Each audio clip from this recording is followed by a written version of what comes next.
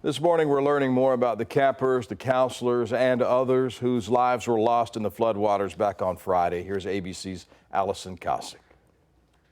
We're learning more about the victims of the flood disaster and the survivors trying to come to terms with what they witnessed.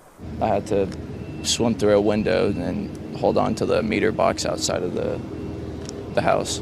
28-year-old Christian Fell says he stood on the electric meter box outside his home for nearly 3 hours to stay alive. It was an absolute force of nature that I've never witnessed before. Amanda Sue Jones, her husband, and 4 kids evacuated moments before the worst of the flooding hit.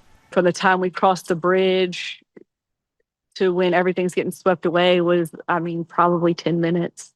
27-year-old Julian Ryan died heroically, saving his kids by placing them on a floating mattress. Beloved high school teacher Jeff Wilson, who taught auto body repair, also lost his life in the flood. His wife and son are missing. He was able to build relationships with kids, maybe kids that didn't fit the traditional classroom model. And at Camp Mystic, where more than 24 campers were swept away in the night, at least 11 are confirmed dead. Among them, Janie Hunt, the 9-year-old cousin of Kansas City Chiefs owner Clark Hunt. His wife announcing Janie's death, saying, "If your heart is broken, I assure you God is near."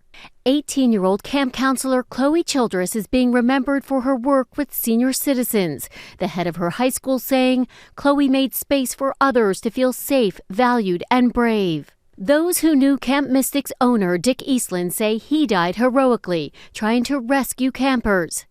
His grandson writing, "If he wasn't going to die of natural causes, this was the only other way, saving the girls that he so loved and cared for." He was, a man that made everyone feel safe and seen. He was just an extremely selfless person, and he showed that until the very end. Allison Kosick, ABC News, New York.